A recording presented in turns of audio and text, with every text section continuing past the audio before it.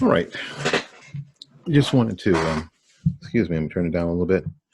All right. Just wanted to have a short conversation about what you think, what we think is going to happen in just a couple of weeks, and why. I think that a lot of people are, I think most people in the media are missing it. I think that even some Republicans are missing it. Um, they're missing some of the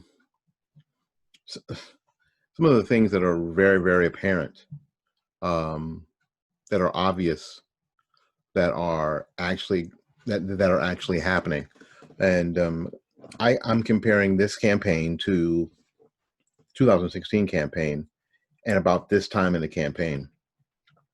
At this time in the campaign, things are, frankly, things are kind of winding down, kind of in a way, especially a lot of the personal public appearances.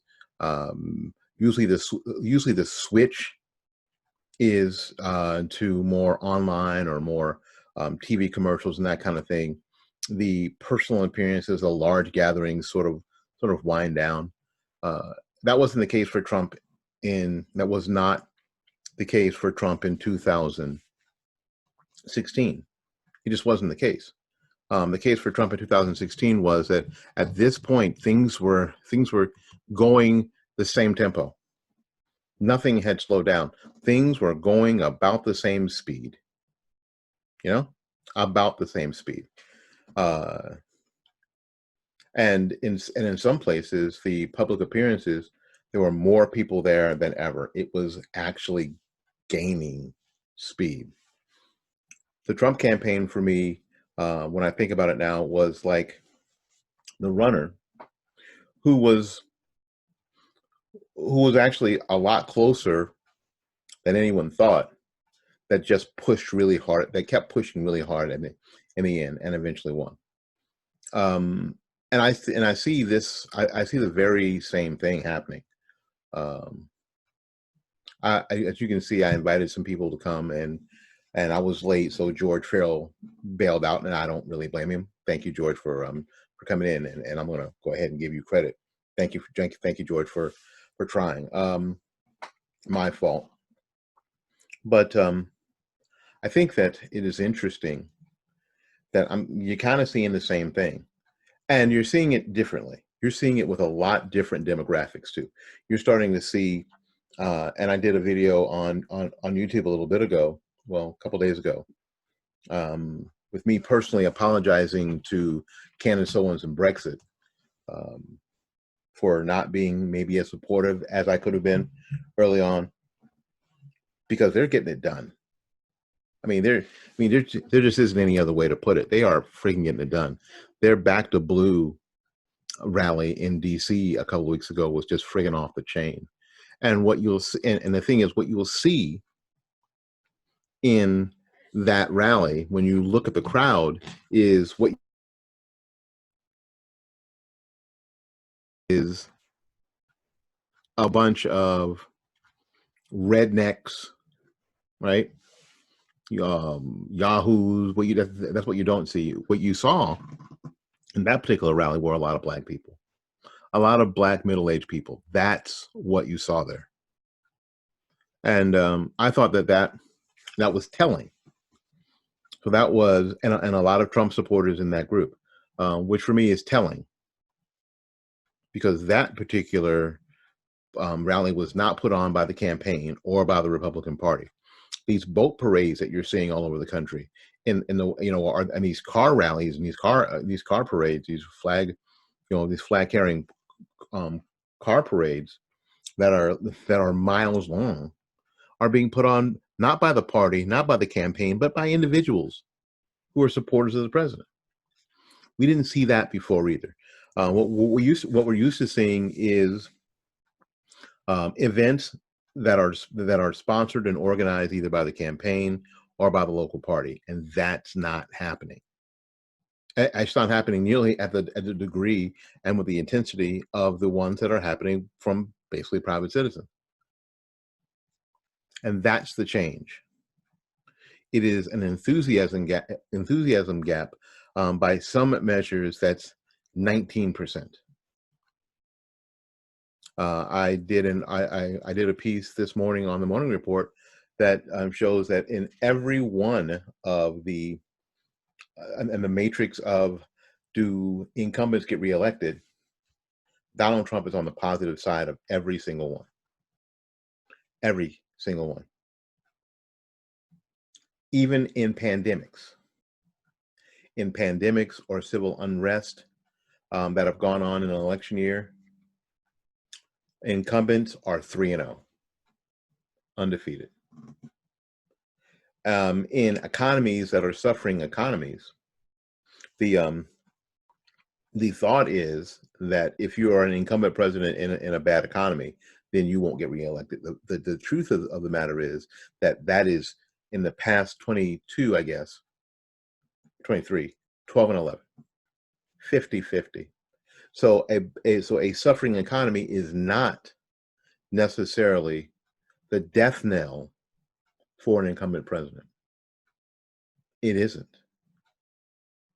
So even in, even in the pandemic, and COVID-19 is the only bat with any weight that Biden-Harris has to swing. And really, it just may end up being a wiffle ball bat. Because in crisis, people like to stay the course. They don't like to jump out. So there's a really good chance, by all the historical markers, Donald Trump will be reelected. Now, everything else that goes on around that will be something different entirely. But by all the historical markers, it looks like Donald Trump's going to be reelected. All right, it looks like I'm here alone and no one's coming, and that's fine, because that's my fault. We're supposed to be getting done about this time, because I did not pay for the extra time on Zoom. I did not, and I'm not going to.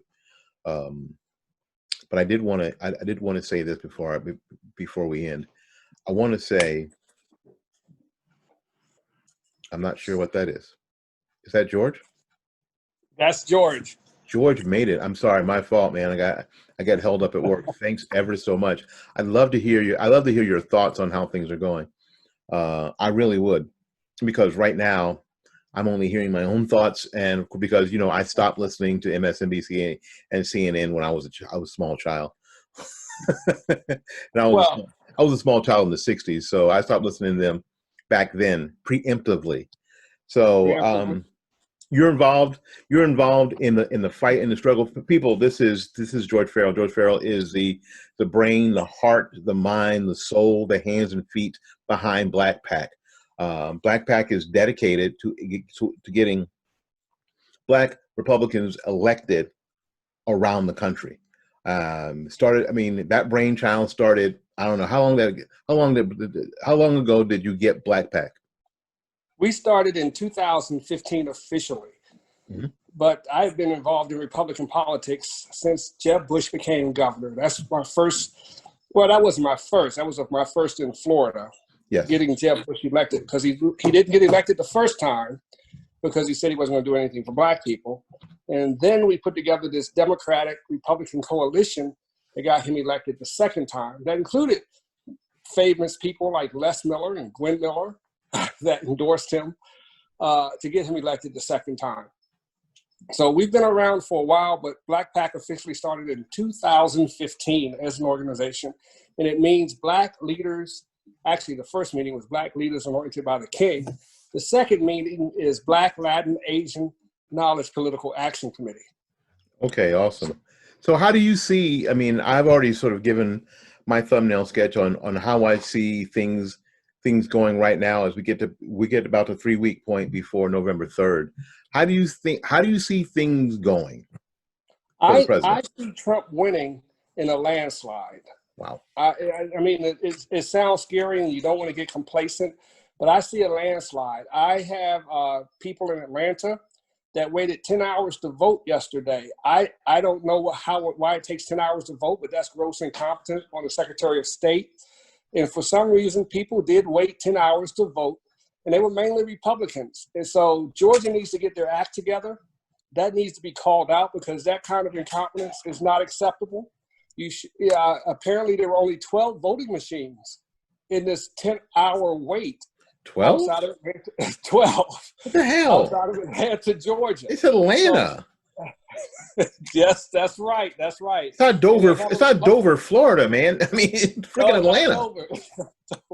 And it's a Republican governor, Kemp, which we helped elect, and Republican Secretary of State. So that's just unacceptable. I don't know how you explain that.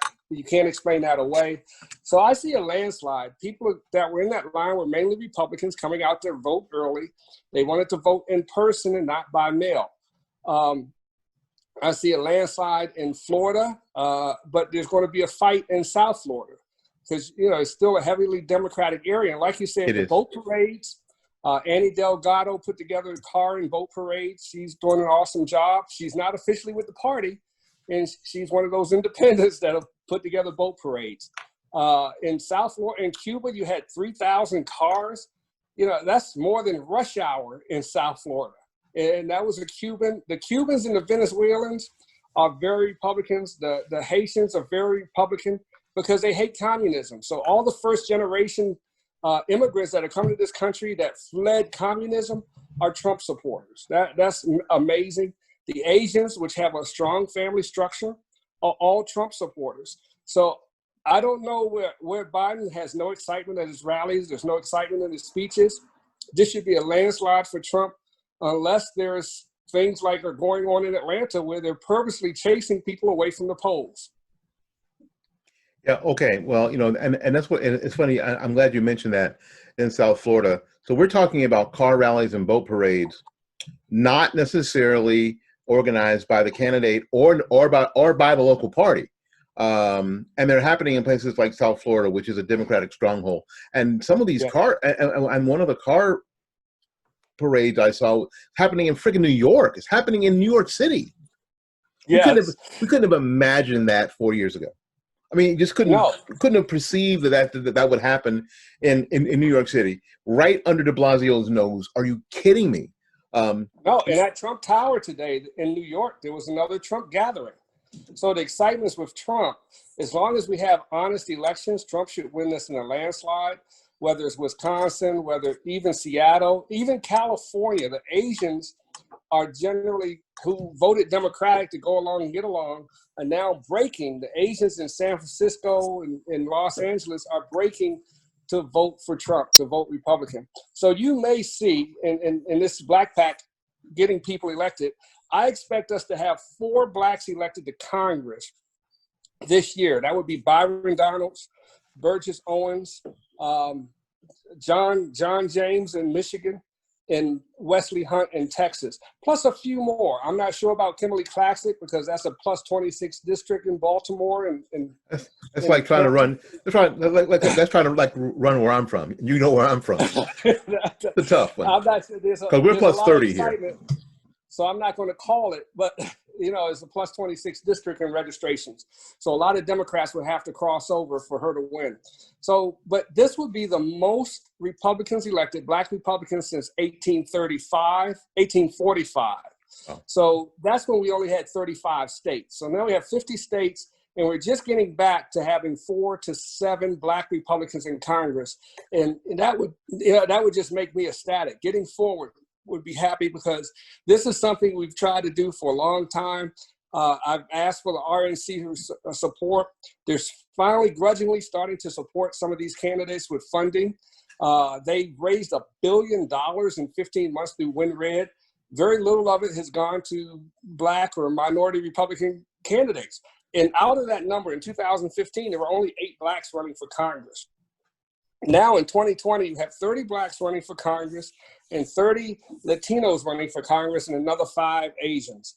That's an incredible amount of growth in 5 years. Certainly.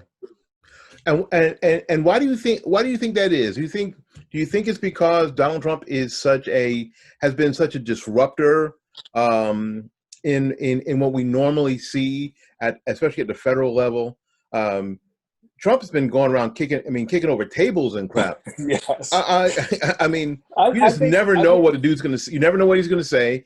yeah. But he's been pretty consistent when he can, when others help him with his record. He's not really good with touting his own record. But when you look at HBCUs, you look at opportunity zones, and down the line, you know, he's a promise keeper. And is that sort of upset? Go ahead. He's a Trumplican. There's a Trumplican party and there's a Republican party. That's the truth. That is the So, honest to God truth. That's what's going on. The Trumplicans are supporting Trump. They're supporting what he's doing. The Republican Party, he's got to drag along. He's dragging the Republican Party because the Republican Party still has not gotten the message. Ron Romney has still not gotten the memo that this is a Trumplican party. So you've got, you know, Romney and her uncle fighting against Donald Trump for control of this party. And after this election, it's going to turn into the Trumplican party. It's going to become a more equitable party for everybody. It's going to become about family issues. It's going to become about school choice, HBCUs. It's going to become about jobs. It's going to become about income. It's going to talk more about, because he's going to talk as a businessman, not as a politician, and that reaches more people. His speech about business is what catches people's ears, not about politics. He talks very little about politics, and I wish he had some more senior advisors to advise him on the two, because he could do a lot more with the Platinum Plan already. He doesn't have to wait till he's elected. That Platinum Plan has parts that can be enacted right now through different government agencies, through the Treasury Department. So I think what we're seeing is a Trumpican party versus a Republican Party versus a Democratic Party. So, and the Democrats have and the Democrat Party has their own chasm, their own division. That's making it hard for the traditional Democrats to move forward in the way that they could, which is not a big help for Biden Harris for sure. I think you're right, and I talked about this on the Morning Report yesterday. The idea, the Republicans that we see on, you know what, in the media all the time, the Lincoln Project and those folks, yes. It just seems like to me, and let me know because you're closer to these people than I am, that they are just the people right now in the Republican Party that are out of power. Mm-hmm. They're on the sideline. They've never been on the sideline. They don't like being on the sideline, and what they hate most is this person that no one took seriously 5 years ago, 6 years ago. No one took seriously is actually not only just in the White House, his base is growing and more enthusiastic and excited and more and actually more effective than any of those people could manage. You know, in Tampa, when Mitt Romney was running and came to Tampa, a lot of the Black Republican leaders begged the campaign, begged them, y'all got to make a stop in some of these Black neighborhoods. You know what? You got to do something at the what's the cafe name? Golly, on 34th Street. You know where it is. Open Cafe. You got to make a stop there. You got to do these things because there's an opportunity there, especially in the second term of Obama. There was an opportunity, and they just do what they normally do. They did exactly what they normally did, and guess what? Well, and now those people are they're out of power. Really, they're out of the limelight, and Trump has just sucked all the air, all the oxygen out of every single room, and I think they hate that. So now they have the Lincoln Project, and these are supposed to be all the adults in the in the Republican Party, all the adult Republicans that basically agree with Democrats 90% of the time. So, and they're out, and they're out of power. And Trump's building coalitions in places that they could never do. Now, you can think whatever you want, because I did, about things like Brexit. But when you see the Back the Blue rally put together by Brexit in Washington, D.C., and you see the number of Black faces in that rally, John McCain couldn't have done that. The GOP has never been able to do that under whatever leadership we've had. Steele, Reince Priebus, Rona, none of them could have put together that coalition of people. I mean, forget the campaigns, forget the Romney campaign. They could have never, never. Oh, that was the whitest man in America. They could have never done that. And those things are being ignited by the excitement for what Donald Trump's doing. That's correct. Unfortunately, Candace Owens didn't get a lot of press that she deserved for that. There's 2,000 people on the White House grounds on that event, and there were people trying to criticize. It was very hard to criticize. She did a great job. Those people came in from all over the country. Not only did they come in, I sent my own people there. I sent 5 or 6 of our own people to that event. They had a great time. It was very smooth. It was very organized. There was no violence. Nobody turned over any cars. Nobody burned anything. Nobody set anything on fire. Nobody got punched in the mouth. There was no shootings. No violence at all. It was a peaceful weekend. They came, they saw, they conquered. And they cleaned up after they left. Because that's how we do. Yeah, no. I as a matter of fact, I did a program two nights ago. I did a YouTube video, apologizing for what I wasn't as supportive of Brexit early as I probably should have been, but they have done a hell of a job, and they've built huge coalitions, and they pulled a lot of young Black people. Yes, they did. And young for me is a lot of people in their mid-20s and to their mid-30s and early 40s. They have pulled them away from the Democrats, especially on Black issues. Yes. And these people support the police. Yes. I mean, the gotta have a popo. The police departments and replace them with social workers, which I don't know how that's going to work. so that I don't think that does work. I mean, I don't know if you go to a battered wife or battered husband and say, "Hey, here's a card. Call tomorrow to your local social worker." Good luck if you don't kill your ass while you're sleeping. Yeah, I know. Yeah.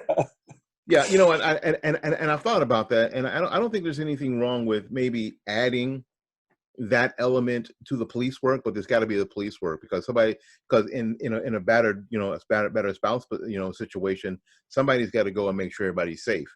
You can't just hand them a business card and say call tomorrow. You better call them. You better call the morgue tomorrow because that's what happens in those situations more often than not. But adding maybe some social work to the process may not be a bad idea. But this whole idea of replace the police and abolish the police, a lot of folks are saying, where I live, hell no. We better not. When Junebug and them down there start shooting, you better call the cops. You better call the popo. He's selling drugs up here. You better call the damn popo. I mean, you better not call. You can't call BLM because they ain't coming to do anything. And that's just and that's just the thing. And I think like you, I don't know if it's going to be a landslide, but I think that Trump, all the markings of 2016 are there, and they're there bigger than ever. All the excitement near the end of the campaign, this time in the campaign last year, where I was saying most campaigns switch from a personal appearance sort of mode to a more commercial sort of mode online, and that kind of thing. In 2016, that didn't really happen that much with Trump. Trump did a lot of personal appearances, and how those work, and for the watch and for people who are listening. The campaign says on Tuesday we need to be there on Friday, and everybody moves heaven and earth, and it happens. Right. And if you don't do it well, nobody shows up. And here in Tampa, when Trump was in the amphitheater, I think was his last visit here before becoming president, that Tuesday, I think it was a Tuesday night, the amphitheater was full, and there were 8,000 people in the parking lot listening to to Donald Trump through ambient means. They didn't have enough time and effort to put together a sound system to pull the sound off the stage. They were just listening to what was coming out through the amphitheater. There were 8,000 people in the parking lot on like a couple of days' notice. You can't buy that sort of excitement. You just can't buy it. No. And what he did in Orlando is using Air Force One as a backdrop. That's exciting. People want to see that plane. That's a remarkable plane. Of course you want to see Air Force One. Yeah. I mean, that plane, you know, a lot of it's confidential, but that plane flies faster than just about every other plane on Earth, pretty much. And, you know, it can take off at a 45-degree angle. That plane can do some remarkable things. So it's not just a regular jumbo jet. That's a super jumbo jet.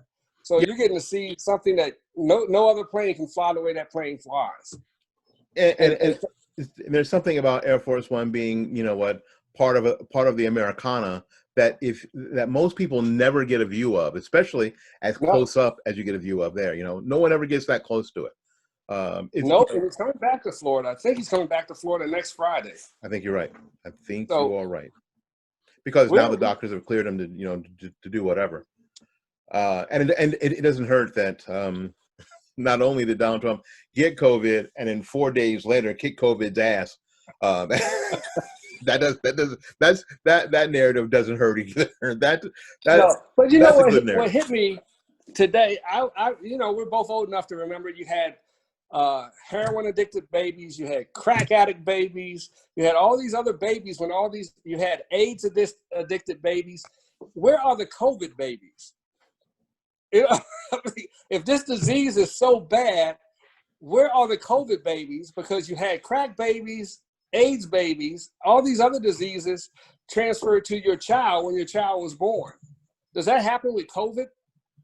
I don't know. I haven't heard of any pregnant mothers that have COVID. No, I haven't, and of course, you know, that would have to be a huge underlying condition if you know if you're pregnant. If you're pregnant and you get COVID, does your body defeat it, or are pregnant women immune from COVID? I haven't seen that discussion. I'm not a doctor, and I'm not playing one on TV. But where is that discussion? I'll play a doctor on the radio. But you know, that's interesting. You know, that's very interesting. And as we find more and more, what we know for sure is at this point is that small children are not immune to that coronavirus, but it has very, very little impact on them. We know that. The numbers say that. The science says that. As we don't deny the science, we go with it. We see that. And younger people have fewer problems with COVID than older people. And even with underlying conditions, even with diabetes, obesity, lung conditions, with all those still, we're talking about a 98.9% survival rate, even with all the underlying conditions. So what I want to know, is there some baby pill I should be taking, or some kind of baby plasma that I should take a shot of? I don't think so, George. I don't think that's necessary. I don't think you've heard about it because it's not happening. It's not happening. No, I don't think we're getting COVID babies. I've not heard one single case where the baby was born and tested positive for COVID-19. I've not heard one single story. I want to hear that. I mean, that needs to be a discussion that we need to have with all these NIH doctors and Dr. Fauci, Fauci, whatever. Fauci. You know, we haven't had this discussion yet. So if baby's immune, and if babies are immune, is there something else we can take? Well, yeah. I mean, get some of their blood. I mean, get some of their blood, make a serum, and give it to everybody. Yeah. If you haven't seen it, you need to look up the Great Barrington Declaration. Okay. The Great Barrington Declaration came out a couple days ago. 3 doctors that are connected to the World Health Organization, and their comments on lockdowns. Startling, absolutely startling, and I think that is, you know, it could be a game changer.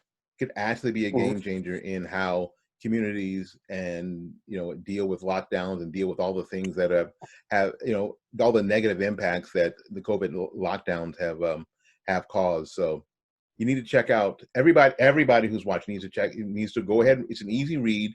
There's no science jargon in it at all. Because a lot of those things were all filled with science jargon. You needed a thesaurus and a dictionary and a medical dictionary to figure out what the hell they were talking about. This one isn't. And it's been signed by 12,000 experts around the world. saying basically that these lockdowns, most of them were unnecessary and are more harmful and causing more harm than good. Because primarily COVID-19, this coronavirus is not negatively impacting small children. They should be in school, and young people, they should be able to live their lives normally. And we should That'd be be working great. and we should be working towards herd immunity. You know, we've interrupted so many children's school that we may never get back. That, you know, some children may never. I hope they regain their love for learning. I hope they've been able to switch over to online schooling. Athletics has been shut down. You know, we've taken away a lot of activities that children need. And getting that restart is going to be tough. There's no airlines now, or there's still airlines. Nobody's flying. Hotels are hurt. You know what? And that's part of the declaration, George, is that all we've done is make poor people a lot more poor, because a lot of poor people or even middle income people are involved in those industries. They're involved in the travel industry. They're involved in the vacation industry. They're involved in the restaurant industry. They're involved in the hotel industry. And when people are afraid to move or not allowed to move, it's those jobs that people don't get to work. And if they don't get to work, they don't get money. And those families are most negatively impacted. So these lockdowns don't really affect the person who has a decent job that can work from home. Yeah, hey, do we have questions? We should take some questions. Well, if anybody's out there, if anybody's out there, they can ask questions. If not, screw them. You know, if anybody's out there, they can pop in and ask questions. If somehow I've not answered your question already, you're just trolling, because I have been out there I've answered all these questions. Because before I do this, I always think about these questions myself. I always think about what about this, what about. You know, I play the what about game before I get on air, and I have no problem with addressing the flaws. I'm not all that happy that I can't go to the New Deal for Black America and check off all 10 boxes. Yet I cannot. That's disturbing. So there is a platinum plan. That's great. What about the 4 or 5 things on the New Deal from 4 years ago that we've not yet accomplished? Can we accomplish those first? Yeah. And like you said, there's some things on the platinum plan that you don't have to worry about. You don't have to wait till next time to start. You can start them today. Yeah, access to credit is something you can start today with the Treasury Department. You don't have to wait for that. No. I've been a big critic of credit scoring. I cannot stand credit scoring. I don't think it really works. And I think it works against minorities, because I don't think a cell phone is credit. You know, if you want to change cell phones, it's so difficult, and you can end up getting your credit screwed by going from one phone company to another. When you're just trying to get a lower bill. When you're trying to get a lower bill. So these are things that are not credit, that shouldn't be on a credit report. And I think minorities, because we use what we think are cheaper plans, may not turn out to be cheaper plans. I don't think car insurance is something that credit is needed for. That's not a credit issue to me. You don't pay for your car insurance, you don't have car insurance. You don't it isn't like they won't cancel you if you miss a month. They sure will cancel you. So then tell the state that they canceled you, and then that way you can get arrested. Yeah, you get your license suspended, and you could be arrested because you just were trying to get to work. And what I have a problem with credit scoring is that the algorithms they use to compute your credit score are impossible to figure out, because they are what do they call it? What's the word? Proprietary. Confidential. Yeah, proprietary and confidential. And so, and that shouldn't be. It's something that affects the public. It should be public information. You can't figure out how much impact this one act is going to have on that number that is arbitrary. That, as far as you're concerned, what's the difference between a 660 and a 670? And why is 800? And why is 800 the golden number? which very few people can reach. I've seen scores that high, but it's very it's something that I would like to see taken care of by regulation, but it's not going to be done. The companies that run these credit scores are very powerful. Hopefully, someone will take it up and say, look, we need to eliminate this credit scoring because it's affecting minorities in a negative way. That's one of the things we need to talk about. And hopefully someone will have this conversation in the Trump administration. I certainly hope so. I mean, and because of what my wife does, we have that conversation all the time. Credit scores hardly ever tell the entire story about somebody's credit or their credit worthiness. The number itself hardly tells the whole story.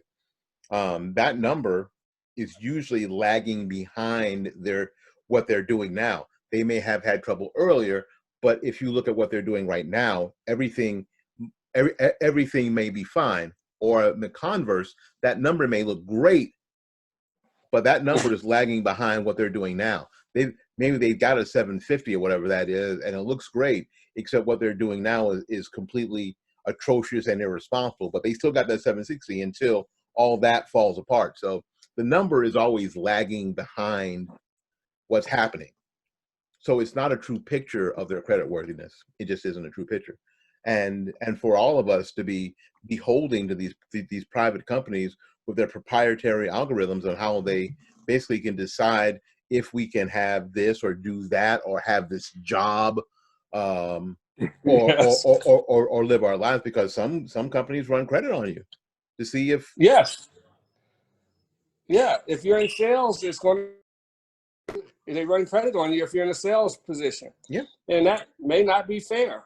It's definitely not fair. Nope. So I don't get me started on credit scores. we don't went from politics to credit scores. I hate that whole thing. But I really hope that the administration does something. The administration does something about that. But you think like I do. I think that that outside any of shenanigans, and there are going to be shenanigans. They're just going to be. There is absolutely no way that the Democrats are just going to take the L. I did a show last night. Why don't they just take the L? Why don't they just take the L and regroup? They don't have a candidate. They're going to lose, and they're going to be rioting in Seattle and all those West Coast cities, probably for 10 or 20 days. It's going to be tough for them to accept the fact that they lost and lost fairly. Yes. I don't know, and when Hillary Clinton, the most incredible thing, George, is that Hillary Clinton, of all people in the world, showed up and told Joe Biden, don't concede no matter what. When way back when, not too long ago that we can't remember, when Donald Trump gets asked the question, will you accept the results of the election? And he said, it depends. The leftist media and all the leftist politicians went ape. They just went crazy. They went absolutely bananas. And he basically just said the same thing this time. But when Hillary Clinton tells Joe Biden, don't concede no matter what, silence. Well, let's hope he concedes. I mean, I'm still remember who lost Tennessee. He lost Tennessee, or he would have won the race. The green guy, what is his name? Who lost Tennessee and lost the election? Howard Dean? No, not Howard Dean. Not Howard Dean. One of those old Democrats that come from Kentucky or Tennessee, whatever state he lost, and that's why he lost the election. And it was his home state. So we have a lot of we cannot play this game where Biden doesn't concede, because that's why I'm saying it's going to be a landslide. It's not going to be a close race. The Democrats want a close race so they can have anarchy, but it's going to be a landslide. Trump could win New York, Pennsylvania, Ohio, Delaware. He'll definitely win Pittsburgh, Pennsylvania. He'll win the Midwest. He'll win the factory towns. He'll win Michigan, and he could actually flip California. Could this be a Reagan? Could this be like a Reagan-esque kind of landslide? Every state against except Minnesota. This could be a mandate. Wow. He could actually get a mandate. That would be incredible. And it would be interesting to watch for the next year. Those on the left just lose their mind on a daily basis. To tune in They're losing their MSNBC. mind now. Oh, I mean, just tune in MSNBC and just see everybody not just looking sad, but distraught and laying on the floor, and see Rachel Madcow going, "This is us. This is I our want to life." see how many people leave the country. None. None of them niggas going nowhere. They ain't going nowhere. Whoopi Goldberg ain't going no damn where. And you know what? And they just need to stop lying. Stop lying. And because if you do, frankly, what you're finding out is that nobody cares. Yeah. Nobody cares. Go to Canada. Go to wherever the hell you want to. Nobody cares where you live. I Nobody want to see cares. them leave the country. That would be it for me to see everybody that says they're going to leave the country actually leave the country. And them niggas ain't going nowhere. Ain't nobody going nowhere. Or they'd already be gone. Yeah. They'd already be gone. They'd already be living in Venezuela. Michael, take your ass to Venezuela. There's not enough food there for somebody as big as Michael Moore, but a good, they don't have much food. He tried to leave several times. He won't leave. He hasn't left. Yes, you're not going to Cuba where the healthcare system is better than it is here, and you can cheer on Fidel Castro for his literacy program. Just go. Nobody cares. George, I think that's what drives a lot of people on the left crazy, is that they think that people care about what they say. That somehow that frightens people, and that should shock me into sort of, oh my God, Whoopi Goldberg can leave the country? Yeah. First of all, hey Whoopi, you're one of my favorites, and Color Purple is one of my top 2 movies of all time, and will always be. But nobody cares where you live, hon. Yeah. Nobody gives a damn where you live. You can live in Canada. You can live in Cancun. You can live anywhere you want to live. You can live in France. You can live in Sweden. You can live in a trash can on Sesame Street. Nobody cares, honey. Nobody cares. I'm surprised. Whoopi, is amazing. I'm a Star Trek fan, so I love her for her role in Star Trek. There you go. So, but other than that, I don't think she's done anything lately. And Michael Moore, I don't think he's done anything at all. No, she hasn't done anything lately because it's The View. The View takes up all her time. That's right. She's on The View. And that's too bad, because that thing is a cluster, you know what, all the time. Yeah. So again, so there's no I saw her on the HBO One Woman concert years and years ago. Fantastic. Yeah, that was funny. Oh my God, it was awesome. And then she was amazing as Celie in Color Purple, and and she did the role on Star Trek, on one of the Star Treks.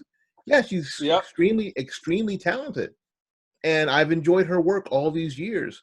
But I don't care where you live. And Joy Behar, I didn't know you before The View, and I don't really care what you do. I don't give a damn what you do. And all the other Hollywood celebrities, I don't care where you live. Leave. See ya. I would like to see him leave. I would like to see him leave and see what happens with when they try to film productions outside the U.S. That would be interesting. Go ahead, pay the money. Go ahead, pay them the money. Have you kept up with? I think I want to say Ice Cube is supporting Trump. It seems like the rappers. Yeah, it seems like the rappers who started negative rap are supporting Trump. Well, because it's all those East Coast dudes that wanted Trump to be in their videos and all that stuff when he was in New York. They wanted to be.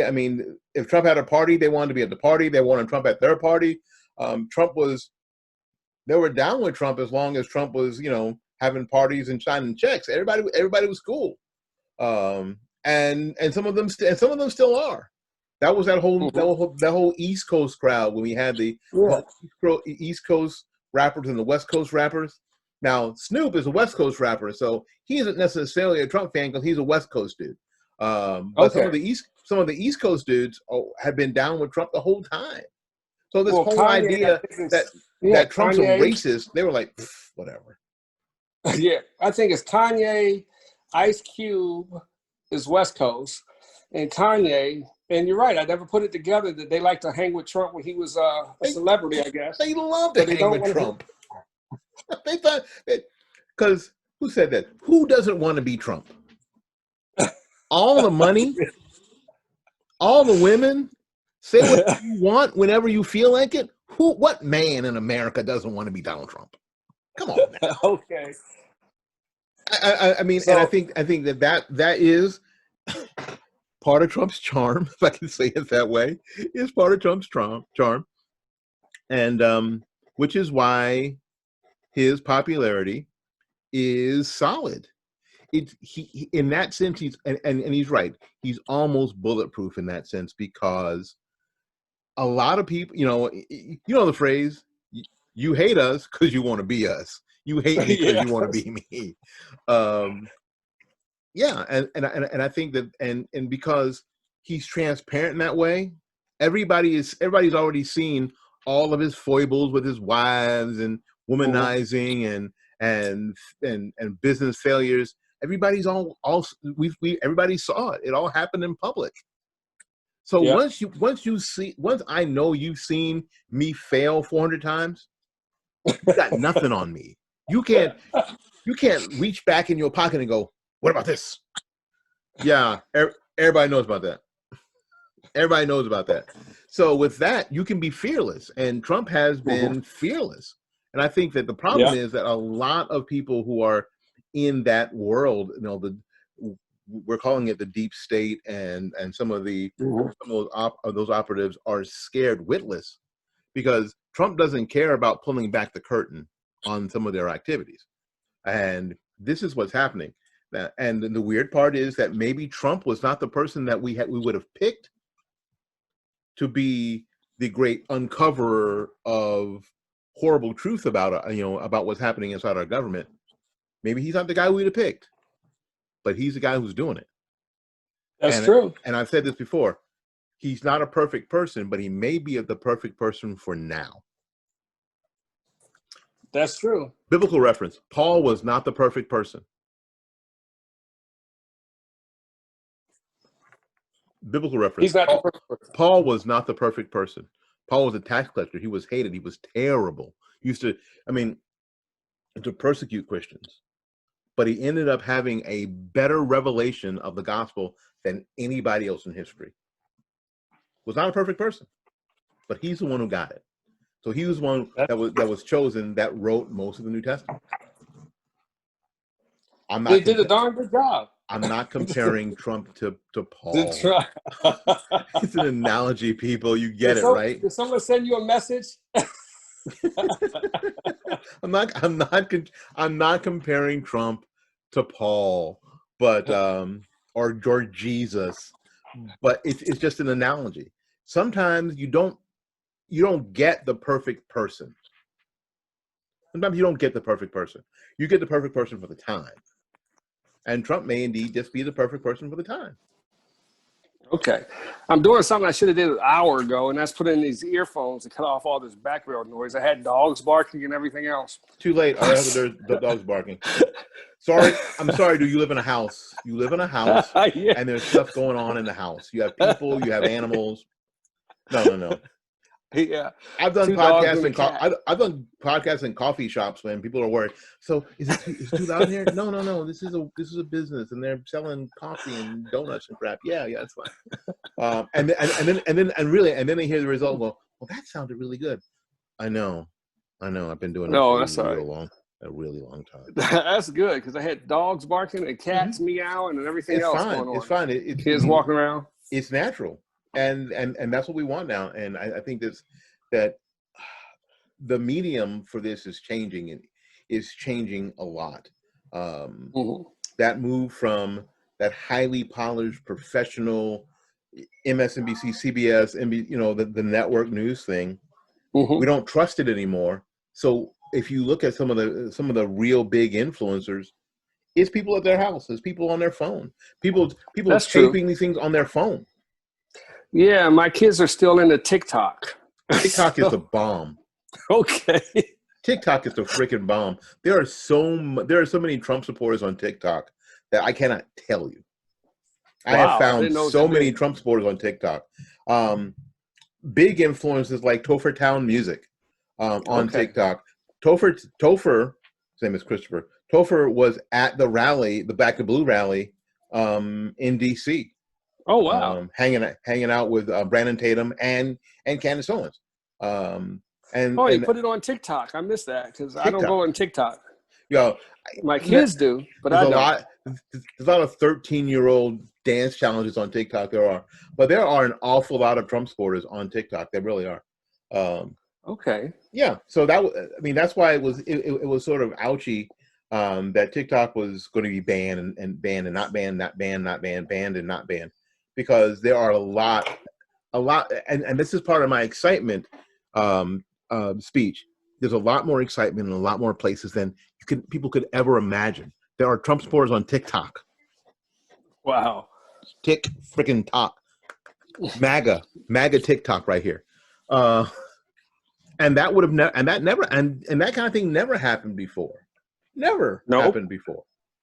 So again, if this election is fair in any way, shape or form, Trump wins big, and this time it isn't just an electoral college win. Not only does Trump win big, we'll have 7. I think there's another 2 or 3 blacks and Asians that are running for Congress and Hispanics that'll win if Trump wins big. I think you're right. There's a bishop in Virginia. I think he'll pull it off in Richmond. He's running hard. A few other people that will win in different states that nobody's looking at, that will surprise a lot of people if Trump wins big. That's exciting. That is super exciting.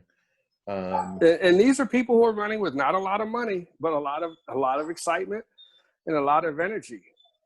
And you see some state reps. I think in Florida you'll have Webster Barnaby, because what happens in Florida, once Byron Donalds wins, there were going to be no blacks in the Florida Senate. So Webster Barnaby will make that up. He'll replace Byron Donalds in the Florida Senate. Because I was concerned that there would be no blacks in the Florida House or Florida Senate when Byron wins. Well, that is fantastic. That's fantastic news. Interesting part, and I got to get my history right. Byron Donalds will be the first person in 145 years, the first black to serve in both the Florida House and the United States Congress. That hasn't been done in 145 years. Wow. To have a state rep and a U.S. Congress rep, a black Republicans in 145 years. Wow. He'll be making history. And I remember when he was running for Florida Senate. He was actually on my podcast.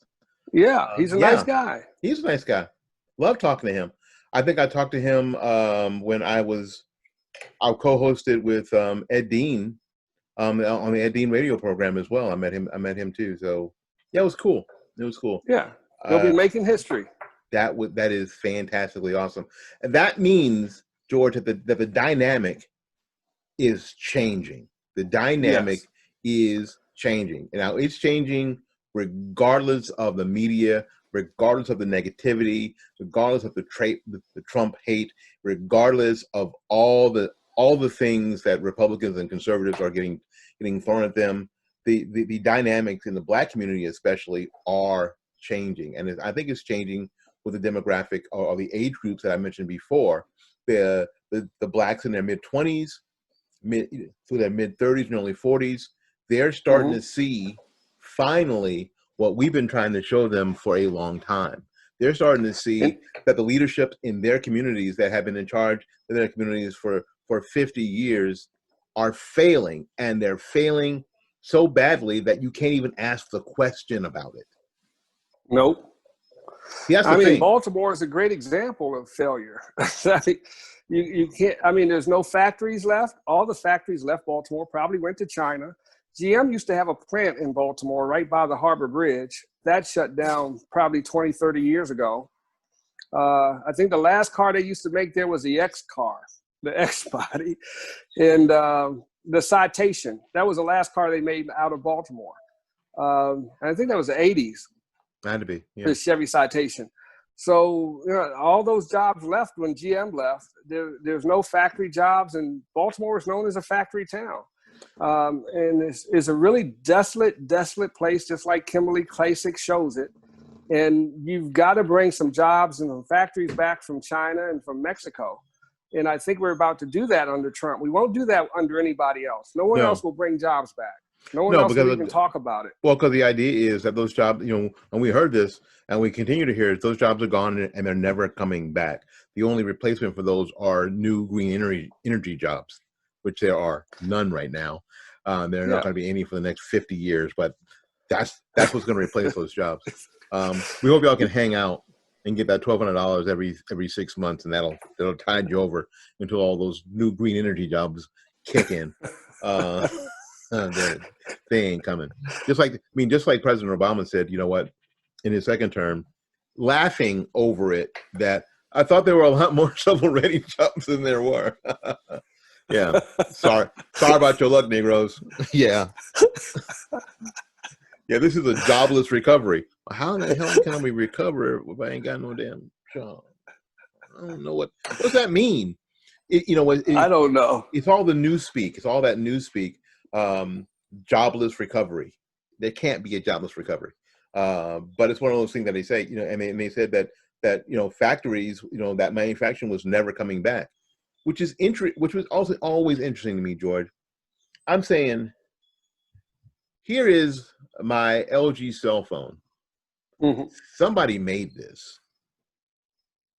Somebody. How do I know? Because I'm holding it in my hand, and I used it today, and I'll probably use it tomorrow, friggin' all day. Somebody made it. Somebody put it together. So, and somebody needs to make it here. If somebody put it together in China, or they put it together in Singapore, or they put it together wherever they put this phone together, or France or whatever, it's got Spanish on the back, so I'm not sure who put it together. No, I'm serious. Sure where it came from. I'm looking. It says advisor. It says it's in Spanish. I'm guessing it. Because you can't open it, so I'm guessing that it was probably manufactured. It says Hencho in Mexico. It doesn't say Mexico though. My guess is that it's probably China, but somebody made this phone. Mm-hmm. Why can't they make it in Elkhart, Indiana? Why can't they make this in Dover, Florida? Why can't they make this in Birmingham, Alabama? And save the shipping charges. It's got to be made taxes somewhere. Mm-hmm. It isn't like the technology is a secret. Everybody understands technology. And even if they didn't, they can reverse engineer it. These companies could build factories here. So if they could build this, they can damn sure build a car, because the car hasn't changed in its entire history. I mean, the car is pretty simple. Yeah, you fill it with this flammable gas, with this flammable liquid, and then a series of controlled explosions help propel the vehicle forward. Everybody understands a car, so there isn't any reason why a car can't be built in Detroit or, I don't know, Lake City, Florida, or anywhere else. I think Teslas are made in the U.S. Are they made in the U.S.? I'm not sure. Maybe the battery packs are made in the U.S. Tesla, I know they have factories in California. Yeah, I think the batteries are done in California. Yeah. And they may make part of the car there.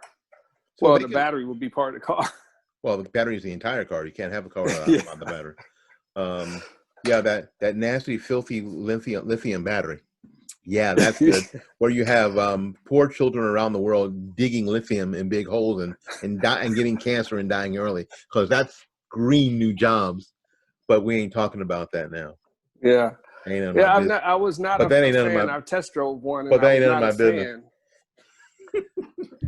Because to drive across Florida, I'd have to take the turnpike. I couldn't take 60 or 70. And I'm like, that's a waste. That's the quickest way to go, is 60 or 70. Why would I go up north to Orlando and then back south on the turnpike to go to Fort Lauderdale? Why would you have to do that? To make sure that because they didn't have any charging stations. Yeah.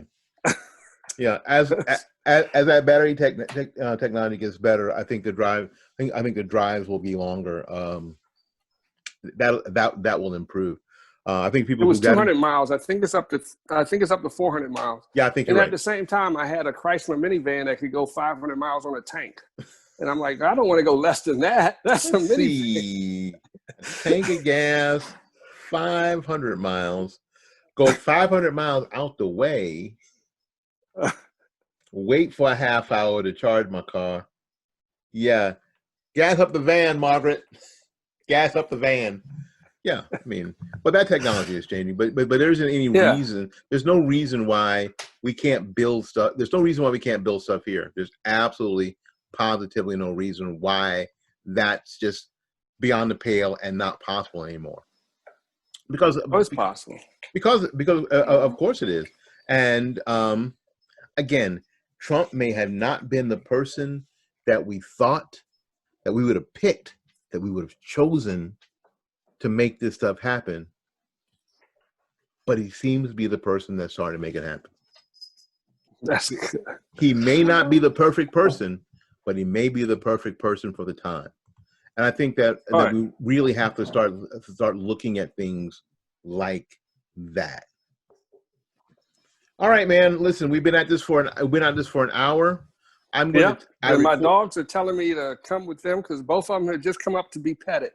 You got to pet me, and then you got to take me out because I have to crap outside somewhere, and and you've got to pick it up because that's the dynamic that we have now. No, I crap backyard. outside, I don't pick it up, and then you have to scoop it up and take it home.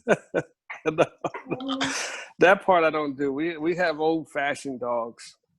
These new age dogs. Go up near the fence and just crap up near the fence. There you go. Yeah. There you go. Ain't nobody we'll let the rain wash it away. There you go. There you go. That's why I don't want no dog. I mean, I don't want no dog around here. I ain't walking around trying to clean up no dog crap. I mean, my life didn't go as planned as it is. I want it. You know, I don't want to be 75 out there cleaning up dog crap. Like yeah, I didn't become an astronaut or a football player, so my life didn't turn out like I thought it would anyway. So I want to spend Well, congratulations to LeBron James for winning a championship that nobody saw. That nobody cares about. Don't care. Again, don't care, LeBron. Don't care. The only thing that I was doing was not watching and cheering for the Miami Heat. Okay. I was not watching, and I'm planning to watch. I guess it's hard to watch a game when nobody's in the stands. It's weird. It's a weird thing. It is certainly. I guess LeBron, maybe LeBron will single-handedly bring down the NBA all by himself, and Commissioner Silver will let him, which is amazing to me. But speaking of championships, the Braves are right now 5-2 up over the Houston Astros. Wow, the cheaters. And the world is cheering for Tampa Bay because everybody knows that Houston's a bunch of freaking cheaters. And if it hadn't been for COVID, we'd still be talking about they cheating ass. But oh well. Okay. So I enjoy our conversations. It's always good, man. It's been way too long. Way too long. Yeah. Anytime. So I trust the family is good and things are going okay with you. Everything is healthy. Everybody's happy. Nobody's gotten sick. Nobody close to us has COVID. Taking all the precautions and haven't been around a lot of crowds. So, well, it's disturbing. I'm taking temperatures at Busch Gardens Thursday, Friday, and Saturday every week. So guess what? I'm around crowds all the time, and I don't know the only person that I know that had COVID was Dewan, our friend Dewan Washington. You remember Dewan? Yeah. And Dewan has serious underlying conditions. So we were all like, oh, that's not good. Dewan was in the hospital one day. Uh-huh. And it's been COVID free for about a month. Okay. So he's good. All right. He is doing much better. So and that's the only person that I knew personally. And okay. So and we're good, and my house we're good. We've been back at work. Take me out. I got a crap, Dad. We got a crap. All right, you're here. That's George's dog's going. We got a crap, and we got a crap right now. I'm gonna crap on the carpet. Take us out. All right, man. I'm going to drink Similac if I get COVID. So maybe it's something about baby stuff. Yeah, a lot of our viewers were Similac. All right. What the hell is Similac? In any case, George, again, all right. give your best Thank to your you so much. Give my best to your family. Take care. Stay in touch because it's gonna get crazy the next 3 weeks. It's gonna be nutty as hell, and you know that. Well, we're knocking doors in Fort Lauderdale starting next weekend. We're going to be knocking doors. Good, outstanding. It's good to hear. All right, well, Let me get these dogs out. I will see you when I see you. Be well, and if you visit, give me a call. You've got my number on my LG. Thank you, doctor. Made in Singapore, wherever it was made. I will see you when we see you. Enjoy your day. All right, God bless. God bless now. Bye now. All right, that was my friend George Farrell of BLAKPAC. Thank you ever so much for this, for tuning in and hanging out with us. So until we see you again, go out there and learn something, love somebody, and for goodness sakes, y'all take care of yourself. We will see you when we see you. Bye-bye now.